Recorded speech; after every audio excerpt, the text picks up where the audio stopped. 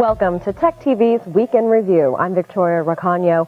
The largest electronics entertainment expo, otherwise known as E3, bombarded LA's convention center. 62,000 retailers and distributors, including Microsoft, Sega, Sony, and Nintendo, displayed the latest gaming products. It was the first time all three major gaming systems have been in the same place at the same time. The biggest hype centered around competition between Nintendo and Microsoft.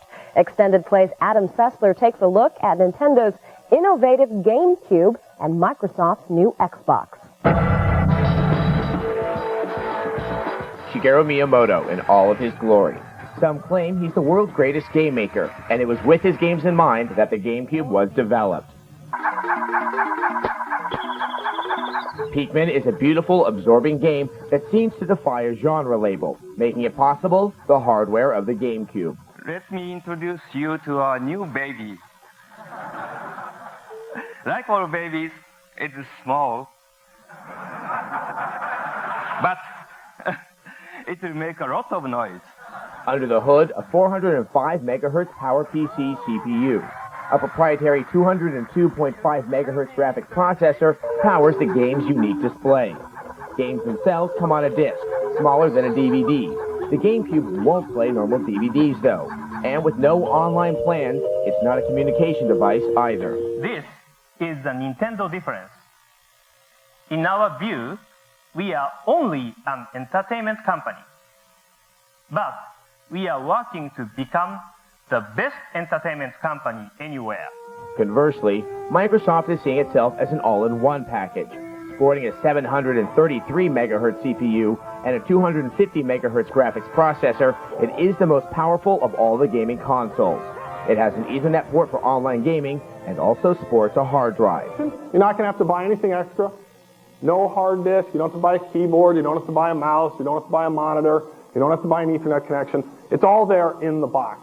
And that's going to make it super easy for people to get up and running. Microsoft demoed the fighting game Dead or Alive 3, and this represents a giant immediate improvement in visuals for a console game. Texture detail and polygon counts are high, and all of this accomplished without compromising frame rates. And Nintendo's done it too. Both boxes are powerful, and both boxes hold the potential to revolutionize console gaming. But, as all gamers know, the box will never do it alone. True breakthroughs always come down to one thing, and one thing only: the games.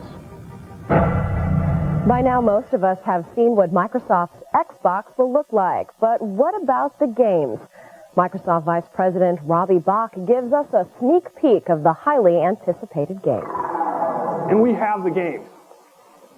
And the games are here. And on day one, November 8th, we will have 15 to 20 high-quality games on the market. And those games are going to be spectacular. And we're very excited about bringing those to the market. And we're very focused on making sure they're exciting for people who are looking for a great games experience. And that's why we say with Xbox, your games will never be the same. There were other major announcements at E3. Sony has struck a strategic alliance with Real Networks to expand its offerings in the online gaming market. Under the terms of the agreement, Sony's PlayStation 2 console and software kit will embed Real Player 8 and other Real technologies. This integration will enable the more than 10 million users of PS2 to access internet media, including sports, news, and entertainment through Real Player. Sony also unveiled a planned alliance with AOL Time Warner that will let users of PlayStation 2 access the web, chat, and email using the AOL service. TechTV's David Stevenson has a closer look.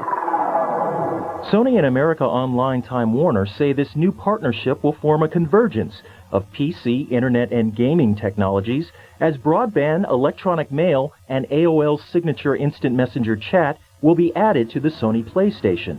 With the availability of really exciting content that's going to be available in an online environment, that the consumers will embrace it as a new form of entertainment. The move is seen as a strategic alliance by the two companies against Microsoft, which is preparing to launch its long-anticipated Xbox this fall.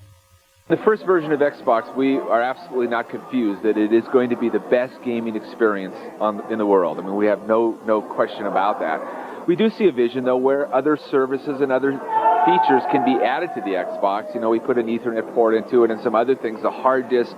All of that provides a tremendous platform for growth in the future. Analysts say Sony and AOL will have their work cut out for them by taking on Microsoft. Well, they have a big wallet to spend, and they said they have $500 million they're going to use to really market Xbox. I don't know how much advertising that buys in this environment, but I'd suggest to you $500 million, still a lot of advertising. I think they're going to charge straight ahead. It's, from their perspective, likely unfortunate that a little bit of their thunder, as I said, was stolen today, but I think that they are going to push very hard on Xbox. It's got a lot of capability, and this is their first big push really off of the desktop. So I think they're going to try very, very hard to make Xbox a huge success. This isn't the only fight that's brewing between AOL and Microsoft.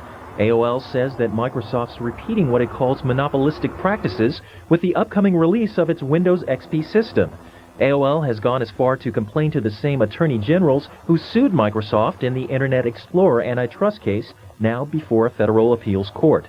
Microsoft says that it is simply trying to deliver value to its customers. It's difficult to say that Microsoft is the largest computer company compared to AOL Time Warner. Those are companies of comparable size. So where will AOL Time Warner successfully assert that Microsoft is the giant that beat them down? That's not going to be a very successful argument. Meanwhile, AOL and Sony have their own secret weapons in the battle for gaming dominance. An estimated 29 million loyal AOL subscribers and 30 million PlayStation 1 and 2 owners who will be closely watching to see how the alliance plays out. When the Week in Review continues, President Bush has unveiled a new energy plan, but it isn't what California businesses and residents had hoped for.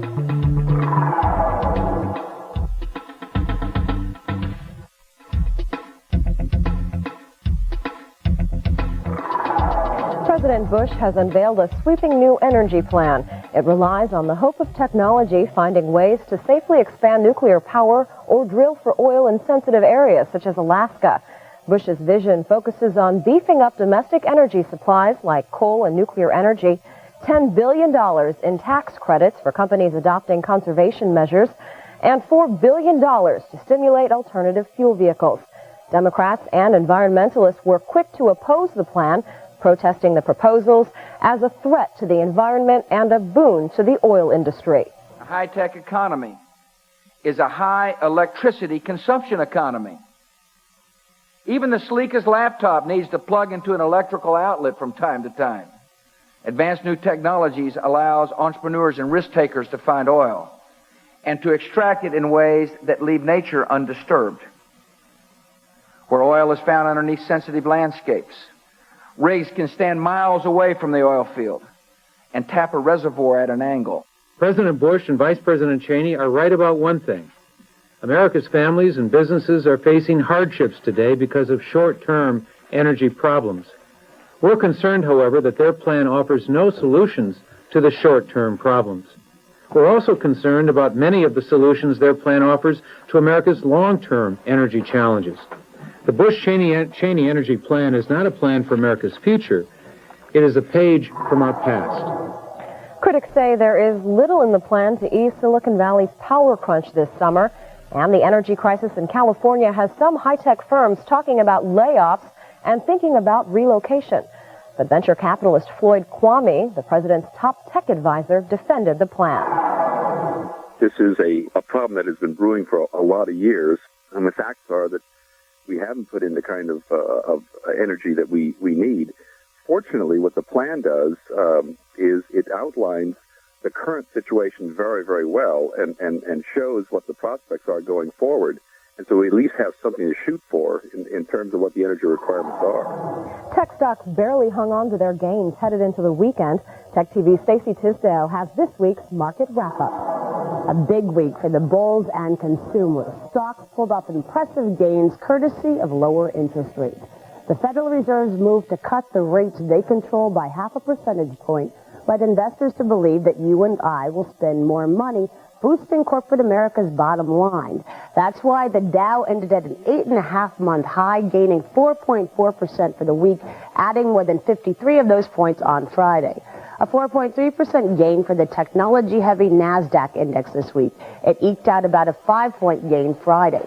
Analysts are impressed because these rallies came despite warnings from some big high-tech firms, namely Palm and Dell, that revenues would be below estimates. But market players clearly think the worst of the downturn in the tech economy is behind us. Now, I've got some potential market-moving events in the coming days.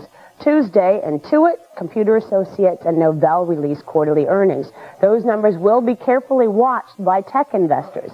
And a report on semiconductor capital equipment sales in April. I know, sounds technical, but it will give us a hint if U.S. companies are ramping up spending on chips, consequently picking up technology spending in general.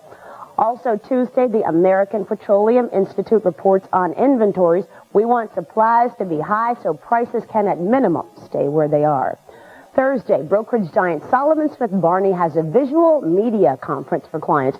It could put companies like Hewlett-Packard, Nokia, and Eastman Kodak in play. Also Thursday, Intel will host its annual shareholders meeting. On the economic front Friday, we get reports on home sales and consumer confidence. And throughout the week, many Federal Reserve officials will be giving speeches. And investors will be looking for clues on the Fed's next move on interest rates. Attention computer users, Computer Fair is back this weekend with over 300 exhibitors slashing prices beyond belief. Find more than you could in 100 stores. PCs, printers, monitors, multimedia, modems, memory, software, books, supplies, furniture. Thousands of games! At a fraction of the price. Bring family, bring friends, bring help. We saved at least $800. Computer Fair, Saturday and Sunday at Fairplex in Pomona, California. Admission is only $7. Open 10 to 5. Don't miss the excitement. For more information, call 800-800-5600. When you can't watch Tech Live, you can hear it at TechTV.com. Just click on News and hit Listen Now. Tech Live is brought to you by IBM. Here's a story y'all want to know about your friends on the Screensaver Show. They're heading to Texas with a heavy load, taking their health show on the road. Hi, Austin! A little of this and a lot of that. The crowd's going crazy for Leo and Pat.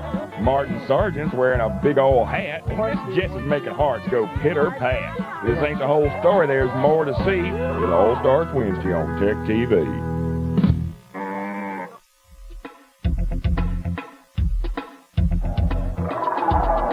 Creating superior gameplay is quite a challenge in today's competitive game market, and The Elder Scrolls III Morrowind from Bethesda Softworks has a lot to live up to.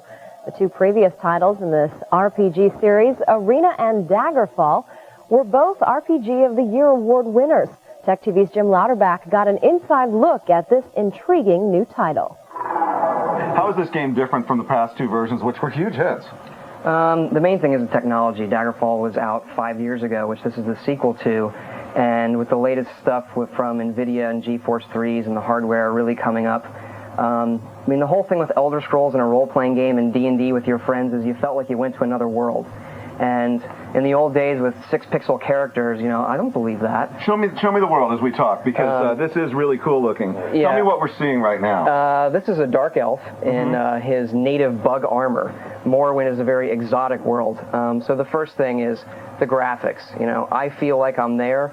I can buy and trade and sell with this guy. I can talk to him. He can give me quests, tell me about his family. I can kill him and take that armor, use it for myself. All right, so what's the point of the game? I mean, it's a beautifully rendered world. You told me there were about 30 cities you can explore, lots of space. What do you do? It's a huge open world, and the whole gist with the Elder Scrolls is to go back to that pen and paper, and you do whatever you want. You make any kind of character you want, and you live in this fantasy world. You can just wander the wastelands and look for quests and help people, or you can decide, well, I'm going to join the assassins and kill all these people off and get powerful. And how many different character types are there that you can play, and how do you get powerful? Well, there are a whole bunch of skills. There are 27 skills, and your character is really defined by which skills are important to you. So you get powerful by using your skills. So if I want to become a better thief, I will go and pick pockets and steal from people. If I want to become a better wizard, I'll practice spells and things like that. Now, a lot of this stuff definitely looks interesting, and certainly the eye candy that will make people want to buy the game. Because, you know, it's the gameplay and the storyline that's going to keep people there. Tell me about that. What are the attributes of this that will make it an interesting game versus just a good-looking game? Really the depth of the Elder Scrolls. I mean, this world is as fleshed out as the Lord of the Rings ever was. This is our third game in the series. So the storyline and the people really, you get into what they're about. We're really into cultures. It's pretty brazen comparing this to the Lord of the Rings. Do you think you can stand up to it? Yeah, I guess that might have been over the top a little bit, but, you know, we don't have the years, but the depth of the fantasy world is there. Now, how do you interact with characters? Are there a lot of non-player characters you can talk to? Do you go on quests with them, or is it pretty much a single person? It's pretty much a single-player game, and you're the main character. You can also play third person. Oh, okay, there you are. Great. And you, sometimes people will join you. There are quests for you to escort, you know, people out of caves and things like that. So they'll join you for little periods of time, but you're the hero. This is all about you, so. Now, show me the sky. You were talking about how the sky, you're really proud of it. It actually looks great. One of the things that really puts you in a fantasy world is, you know, the weather systems and moons and things like that. So this sky here, I'm going to speed time up a second. Now, this is, you were telling me before as you do this, that this takes place about 20 years after Daggerfall, and it is in the same world, just a different part of the world. Are there any characters from the previous games you interact with, or any elements that you interact with? Not really. This is a new experience. Here the moons are coming up and the sun is setting. It's going behind the clouds and things like that. Time is moving dramatically fast. All right, now it's nice and dark. And as it's dark, let's talk a little bit about price and availability. This is a Windows game, right? And what will it require as far as hardware goes? It's going to require at least a Pentium 3 and one of the latest video cards. So GeForce 3, do you recommend that? GeForce 3 will give you everything on and run it very well. On the lower end, if you have, you know, one of the early GeForces or any of the TNL cards that were out, that'll do the job too. It's also coming out on Xbox. So tell me about Xbox for a minute. How much is it going to be for the PC? How much for the Xbox, and when's it going to be available? I'm not sure there's a price point yet, but both versions are going to be out together this Christmas. Struggling Japanese video game maker Sega is bidding to recast itself as a top game developer after axing its Dreamcast console earlier this year. Sega recently agreed to supply games to Microsoft's Xbox, Sony's PS2, and Nintendo's GameCube and Game Boy. Extended Play's Adam Sessler has more on this story. They are now a third-party software developer. They are no longer going to support their Dreamcast console after the end of this year, but they are now, with their software, supporting every other console out there. That's the Xbox, that's the GameCube, and that's the PlayStation 2, and even the Game Boy Advance handheld system.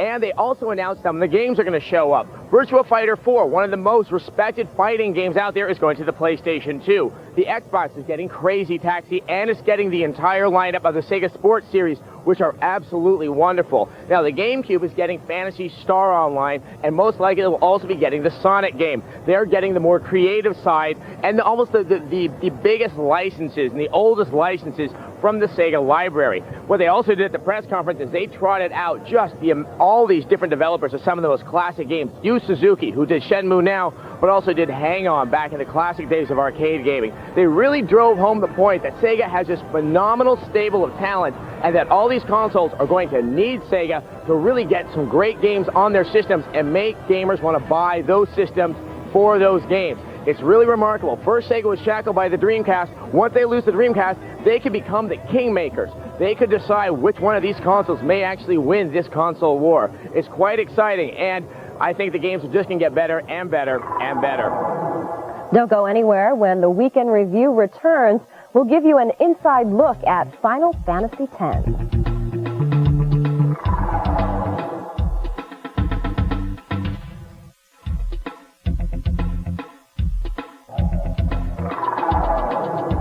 Final Fantasy fans, get ready. The latest installment is improved and will be available on PlayStation 2. TechTV's Jim Louderback previewed the new Final Fantasy X. Right now I'm in the environment right now. I'm leading the main character, Tidus. He's a star of a blitzball. It's a new contact sport in this game. Now tell me what's different about this versus past versions of Final Fantasy. Well, what's different is this is going to be the first Final Fantasy on PlayStation 2. Mm-hmm. That's huge. Here we go into the battle system. Yep. Every Final Fantasy has a different story, different set of characters, different set of yeah, the graphics look pretty good. You did a good job. Did a very good job on there. It looks very nice. What I'm going to do right now is, in between the battle, you can actually switch characters. There's going to be one. Okay, so you can control any of these characters and move them along. Exactly. Now, how many hours of gameplay are there in this game? You know what? This game has yet to be finalized in Japan, but expect, it's our typical RPG, so expect long hours of playing here. And when's it going to be available in Japan and the U.S.? In Japan, it's coming out July 17th this summer, and in the U.S. early 2002. So you won't have it this year for Christmas? Maybe not. Maybe yes. Probably. You might, huh? So you might actually. Well, to be safe, out? I think we should be early 2002. What does it take to move the game from Japan to the U.S.? Why will it take so long? Oh, this game is very, very complex. Number one, the main characters and the sub characters will all have voiceover. Mm-hmm. We're doing the voiceover recording right now in English. That gets integrated into the Japanese version, and then it gets localized, and that's the process that we go through for each Final Fantasy. Boy, it's a beautiful looking game. Yeah. Now tell me about the characters. Is this your classic good and evil game? Yes, good and evil. Good, let's see. Good triumphs against evil. I assume that that lady is good and the dragon looks pretty evil. Yes, exactly. Okay. And what's the price going to be when it comes out? Do you know? Right now we don't have a set price point yet. Depends on what kind of features, special features we might add to the DVD. Okay. So we're taking a look right now. So DVD, there could be some features, but this has nothing to do with the movie. Exactly, nothing to do with the movie. Final Fantasy X, due out in Japan this summer, due out in the U.S., maybe by Christmas, maybe not. First it was a game of Pong. Then it was Donkey Kong. The systems that games are played on are dramatically changing. But are the games themselves evolving, or do they just have better graphics? Silicon Spin's John C. Dvorak and his panel debate this topic. I don't think there's been any real new game breakthroughs. All we're seeing is just better graphics, but essentially the same kinds of games. You got the Doom game and a million clones of that game. It just looks better and there's more weapons. And then you have these strategy and puzzle games. You have, you have the original Mario Brothers games, which have evolved into essentially the same game, only now it's in 3D and he falls off things differently. But I haven't seen any, a new invention of any sort, except for maybe these real-time strategy games to some minor extent. But those games also seem to go back in time to Zork-like games, which are very addictive and they take forever to play the game out, and I'm not absolutely sure I'd be interested. Is there anything new that's genuinely new out there? I think the answer to that is it's kind of a bit like Hollywood. You know, in movies, there's certain genres that people like to stick to. I mean, you can't just completely have new genres every single time someone makes a new movie. They're either making a horror movie or a sci-fi movie, or in the case of video games, it's called a first-person shooter, but that links it back to Doom, which was the first first-person shooter game. And so there's that kind of trend that's going on, where really the fact is, if you go back to play those original old games, you'll find they're incredibly shallow. I mean, if you play Pac-Man or something these days, compared to modern video games, there's no comparison. Yes, it's a really nice, heartwarming retro thing for you to go back and do, but when you actually sit down and try and spend 40, 60 hours immersed in a story versus Pac-Man, there's just no comparison.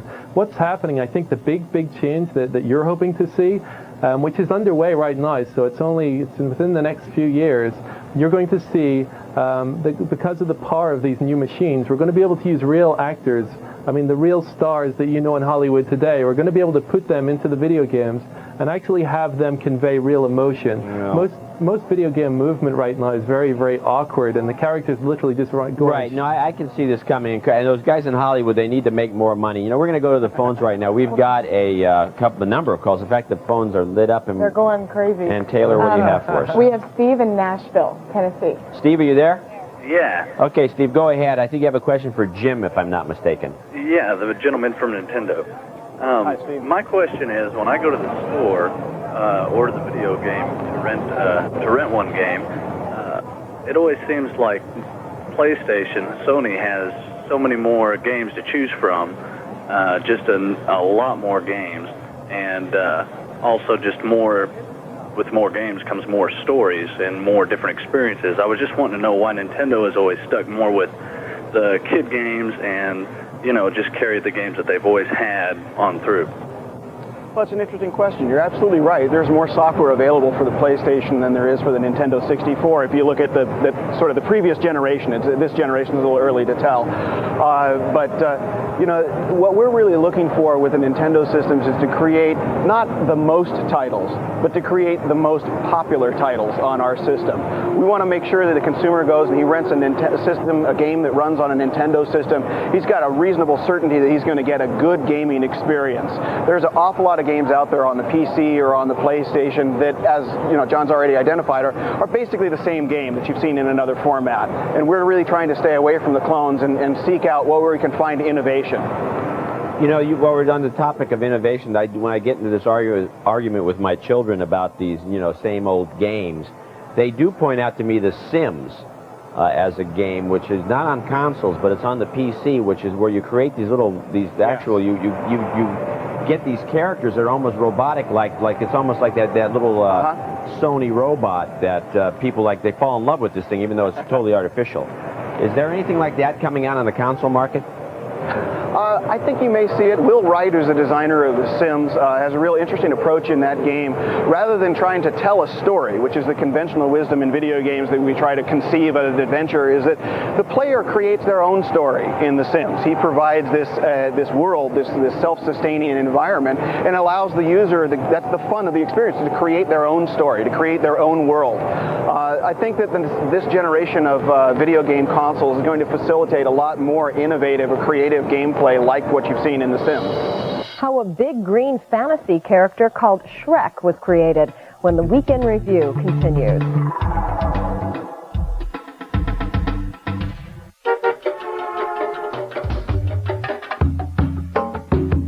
I love technology. I use it every day. I always read product reviews before I buy. With so many tech products out there, it's hard to know where you can get reliable information and product reviews before buying. Enter CNET.com, the topic of today's Digital Avenue. I'd say our greatest strength is really our editorial staff. They're very passionate about what they do. They have incredible experience in the industry, and they provide reviews on everything from handhelds to desktops, and we always provide daily updates so the content stays extremely fresh. It's great to have a resource that provides objective reviews. Comparing products side by side makes buying the right technology products easy. We run all our products through testing in the CNET labs, and we're testing them for speed, performance, quality. We're using industry standard benchmarks. And when we're done, we give a score to each product. That way, readers can make informed decisions about what to get. CNET makes it easy to choose products by providing editor's choice and the 25 most popular products viewed by CNET users. When you come to a page at CNET, basically what you're going to find is specifications on the product, performance data, user opinions, the CNET rating as far as usability is concerned, whether it's worth the price, the good, the bad, the bottom line. In addition, we have price links that are updated twice daily, which actually lead to online merchants. So what CNET tries to do is be the trusted source and walk you through the entire evaluation process. Well, the site's been really helpful to me in getting research and making decisions on software and services that I need for my business and at home. For more information, just go to CNET.com. For Digital Avenue, I'm Teresa Richardson.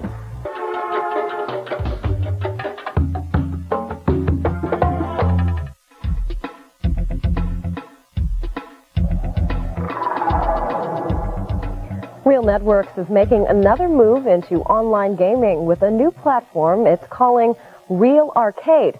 Users will be able to download and play games online. Strategically, the move symbolizes more of Real Network's strategy of getting into making money by selling content online. TechTV's Matt Markovich explains. RealArcade aims to compete with on- and offline retailers that sell CD-ROM versions of games. It will also offer more than 120 games, including 5 that are exclusive to the RealArcade platform. The basic service will always be free. The way we make money is through advertising throughout the service when you're downloading games, as well as Intel sponsoring a number of games that have in-game advertising, and you'll see a number of the games that are up on the service today support that. But Real Networks will receive cold hard cash from users who want to download full games and join their Gold Pass subscription service, because subscriptions is the new business strategy for 2001 and beyond. Its Real Player is the #1 streaming client for the web, with Microsoft's Windows Media Player a close second. But for most users, these tools are free. Real is placing a huge bet that its future revenue will come from subscriptions tied to acquiring its Real Player. In January, Real Networks cut a deal with the NBA to offer live internet webcasts of all games. We're basically bringing the concept of what's happened with cable TV or now with satellite TV to the internet. So there's premium programming as well as great software and content that's available for $10 a month. A month later, it announced a 3-year contract with Major League Baseball for exclusive rights to broadcast all Major League games on the web. Clearly a driving force behind all this is Real Networks Chief Operating Officer Larry Jacobson, former head of Fox Sports. So what MLB has done and what we've done is put an army of people together to put all this content in one place, create a very rich production experience around it, and then say to consumers, okay, now you decide. You tell us whether or not this is of value. And then there's Real Networks' new partnership with 3 of the world's largest record labels. MusicNet will be a subscription service to sell music online. Now the challenge is for Real Networks to convince people to subscribe to their services to receive content that in the past was free. Shrek, the digital tune from DreamWorks, moves electronic animation giant steps forward with realistic-looking humans, animals, dragons, plants, water, and even rolling lava and shimmering sunlight. Shrek took 3 years of work to achieve those effects. Take a look behind the scenes of the Tech Shrek. This is only the 4th film ever made using the technique, and for something that is so much in its infancy, the sort of leaps and bounds that's happening overnight is really nothing short of breathtaking. If we can imagine it, we can make it. Thank you very much. I'm here till Thursday. I think generally if you look at the differences between Shrek and Ants, you can see pretty clearly what's been going on in terms of the software development, just the raw complexity of everything. In producing Shrek, the technical team at PDI DreamWorks improved the Academy Award-winning proprietary tools they developed for Ants to create the first realistic computer-generated humans able to express both dialogue and emotion through a complex facial animation system. The film also required major advances in the creation of rich organic environments, clothing that moves, wrinkles, and reacts to light like real-life fabric, and visual effects for fire and fluids of different viscosities. The biggest challenge at the beginning of the film was the director said, we want this film to be 10 times as complex as Ants. And so we had this benchmark of 10 times complexity. Oh, wow! That was really scary. Considering my goals for the movie were probably a lot higher than I really expected us to get, we've hit far more of those goals than I could have ever hoped for. I'm incredibly happy with the look and the reality of our world. Nearly 300 artists and technicians at PDI DreamWorks labored for over 3 years to create the storybook world of Shrek. With 31 sequences, 1,291 individual shots, 63 featured characters, and 36 unique locations, Shrek is the most ambitious computer-animated film ever produced. Each medium shot of a character is comprised of over 800,000 polygons, 8 times the number for a character from Ants. But perhaps the most impressive technological feat in Shrek is the creation of a fully computer-animated, human-like character. There have been 100% animated, computer graphic-generated films, but they haven't taken human-like characters and sustained a story for a whole feature length. We took what was the basis for the near-human facial animation system and anatomically correct sort of body animation systems that were created on Ants and took them 20 steps further. We have characters whose lips stick when they open their mouths. There's a little follow-through like normal people have. Every single muscle underneath the skin is moving with their speech and their facial expressions. Our artists were able to do something that was almost photorealistic. It was too good, and so we really had to dial her back to make Fiona fit inside of the fairy tale world, because when she got too photorealistic, she really looked out of place in it. So here's a place where technology allowed us to achieve something that, if we went to the full extent of its potential, actually became incongruous with the look of the film itself. I pray that you take this favor as a token of my gratitude. Thanks. The human and near-human characters start in the hands of the technical director, who creates the systems that the animators use to bring the characters to life. The technical director begins by building a static model of the character in the computer. He then invents some controls which the animators use to move the skeletal structure and muscles. As the artist drives the controls, it results in the model changing shape one frame at a time, creating the illusion of seamless motion, similar to the technique used in stop-motion animation. The sophisticated motion control systems allow the character to express complex emotions and expressions. With a wonderful team of technical directors to set up the characters who really study anatomy, they figure out, where the facial muscles are, where the fat is on the face, and where the skin is loose. If you notice Lord Farquaad, when he frowns, he gets this furrow in his brow. When he raises his eyebrows, he gets the wrinkles here. Now tell me, where are the others? You're a monster! We're trying to create a tool that has a sort of a presentation and an interface to an animator, so that when they are working with this, they're thinking, okay, now I'm making this character look mad, in a way that shows he's also embarrassed, and he's embarrassed because he's been caught lying. So that's a very particular, nuanced kind of mad. Olga, phone. I think we have about 500 controls to animate the face, and it goes from when we animate the eyebrow, when we want certain shape, we might have 4 or 5 points here that we can just move one point at one time. So if I want a character to be mad, I can move this point down a little bit and then move this one up a little bit to get a little bit of that. Once the animators had created believable human-like characters, they began the work of putting them into a rich and detailed world with dozens of locations, thousands of props, and realistic visual effects. What is Steve Jobs' next vision for Apple? You'll find out when we return.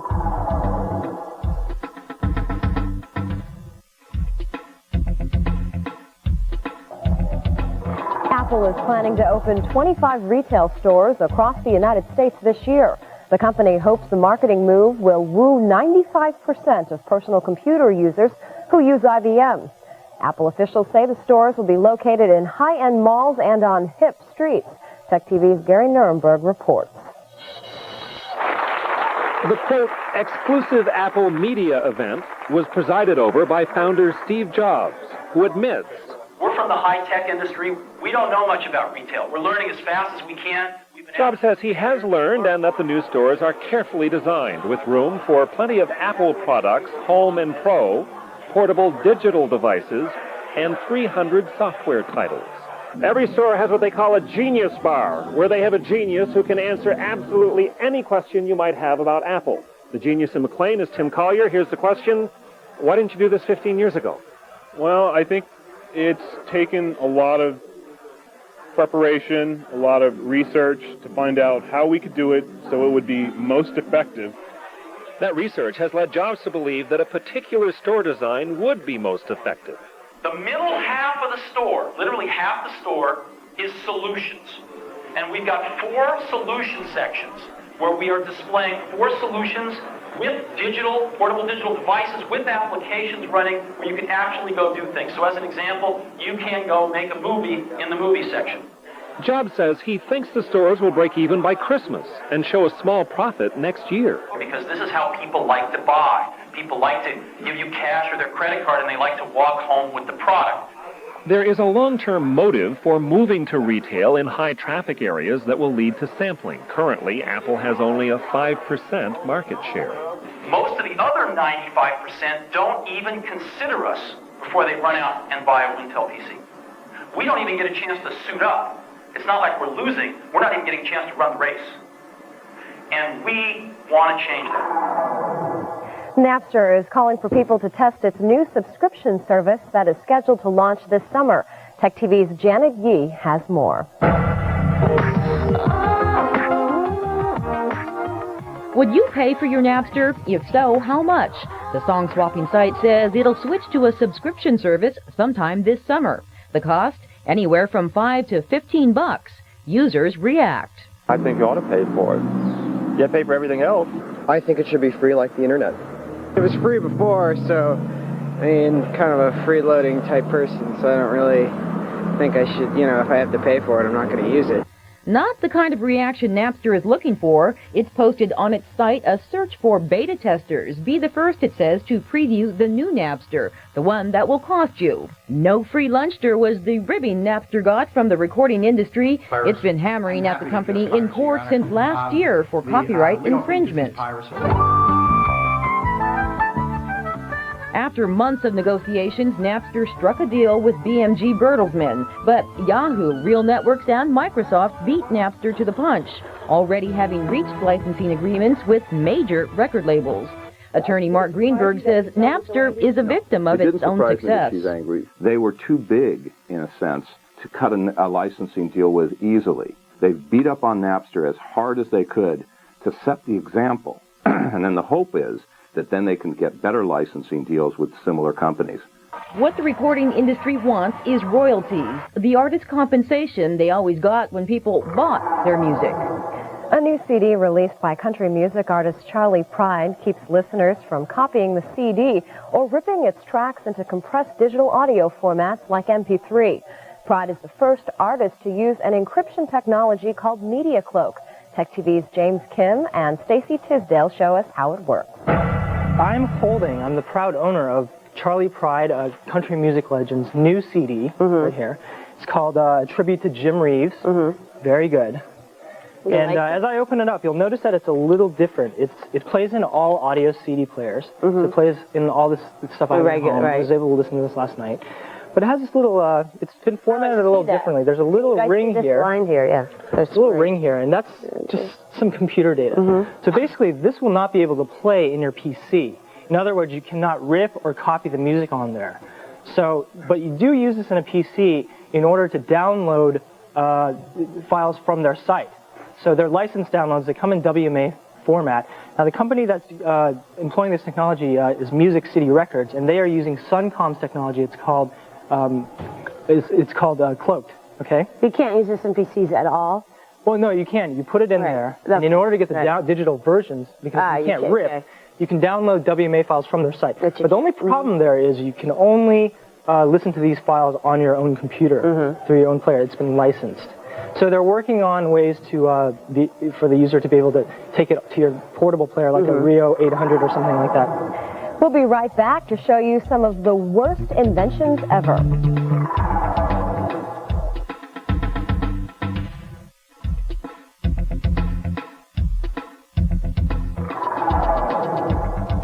With the PC sector in a slump, why not take a look at what you can get these days for a low-cost PC? TechTV's Kristen Dahlgren and Michaela Pereira show you how your hard-earned cash can be stretched to find you a really great computer. These days, you can get a really good computer for even under $1,000. There's a price war going on. Remember the day when that wasn't possible? I know, between Dell and Compaq especially. So we wanted to take a look at a couple of computers. We picked 900 as sort of a price that we were looking around, not the highest, not the lowest. So let's start first with Dell. And we found the Dell Dimension L800R. That came out to be $899. And here's what you get: a Celeron processor at 800 megahertz, 128 megabytes of SD RAM, 20 gigabytes of hard drive, a 15-inch monitor. It is a little bit small, and this computer has Microsoft Windows Millennium installed. Next, we went to Compaq to see what they had for about the same price. The Presario 5000, it starts at $778, but we wanted something a little bit closer to the other one, so we built one online, a custom model. Which is the nice thing you can do at this site. Exactly, and we came up with one for $903, which isn't bad again. That comes with 800 megs AMD Duron rather, 64 megabyte SD RAM, 20 gigs of Ultra DMA hard drive, 48X Max CD-ROM drive, and again a 15-inch monitor. Next, the HP Pavilion 7845. This came in at $899 with a Pentium 3 processor, 866 megahertz, 128 megs of memory, 48x max CD-ROM, a CD writer, but this one comes with no monitor. Oh. And last here we have the Gateway Essential 800C. This was $799 with an 800 meg Intel Celeron processor, 20 gig hard drive, again a 15-inch monitor, 128 megs of SD RAM, and a 20x 48x CD-ROM. We went directly to the manufacturer's Always sites the on best this, which, idea. yeah, it's a good idea. You eliminate the middleman and you're going right to the manufacturer. Have you ever had an idea of inventing something you thought was a guaranteed moneymaker? Well, chances are it wasn't. Screensaver's Martin Sargent has a list of his top 5 stupidest inventions. The 5 dumbest inventions of the past 8 months or so. Really? Or a year or 2 years, all yeah. right. Not counting New Coke. Not counting New Coke. Or Tech That's Live. out of the range of my timeline. Okay. All right. Ooh. Number 5! Number 5 is a little something called the Q-Cat. It's cute, isn't it? It's a little, it looks like a cat. It is, yes. It's like it's and like these were free at Radio You can Shack. still go get one at Radio Shack, I believe. But why? Let me show you the usefulness of the Q-Cat. Okay. See, I got some Pringles here. Here you are in the store. I'm going to scan the barcode. You scan your Pringles. Look what happens. Absolutely Absolutely. Now the nothing. Pringles website comes up. That's it. That's it. And all the marketing. Who, by the way, goes to the Pringles website? Only people with Q-Cats. Yeah, you can imagine like people sitting at home like on their computer like, Pringles.com. Well, that's the point, though. It says Pringles.com right here. So all you have to do is type Pringles. Pringles, by the way, are one of the best inventions of all time. All right, we won't talk about that. Number 4. Number 4 is the precision eyedropper. We're going to go across the pond to Japan here. What the? I spend a lot of time in the desert, and I got to tell you, when you're dropping that Visine, you can miss. You hate to spill the seed of your Visine on the desert ground, and it evaporates. Spill the what? You cannot. Your Visine. Number 3. Your Visine. Number 3. The commuter's sleep hat. The sleep. You know, people in Japan work very, very hard, and when they're going home, the trains are packed. And this helps them sleep. Sure. It helps them sleep. So you put the hat on, you go, you suction yourself to the wall. Bam, into slumber, like that. Number 2. Number 2 is the noodle cooler. I happen to eat a lot of ramen noodles. Because of my salary at TechTV, I eat a lot of ramen. What can I say? Ramen. But hey, you know, ramen's great. It's very hot, so I got that on my chopsticks. It cools it down. You know, this is 99 degrees or so. That's room temperature. That's productivity. And I'm right out of the lunchroom. Lickety split. Stupid invention of all time. The personal computer. No, come on. I'm just kidding. Look at Leo. Look at me. He's glaring. What would we do? What would we do without a PC? I'd have no job. Eat Pringles. It'd be back to DJing, Barry Manilow for me. Yeah, it's a beautiful Thursday afternoon. Here comes another Barry Manilow coming right at you. Let's move right on to the real number 1 answer. The Sniffler's Friend. Oh, that's good. Yeah, this is a roll of toilet paper that hangs off the top of your head, during flu season, and someone who's susceptible to allergens. Or if you're on a trip to Mexico or India, it would also come in handy. You know, I'm surprised you didn't have the tongue scraper, because that's really a stupid, thing. The tongue scraper is indispensable. You use one? I scrape the pants off my tongue every morning. Well, if that's I had why pants I have on my tongue, I'd probably scrape it too. Clean breath. Fresh and minty. That's it for this week's Weekend Review. I'm Victoria Recaño. Thanks for watching. Have a great weekend.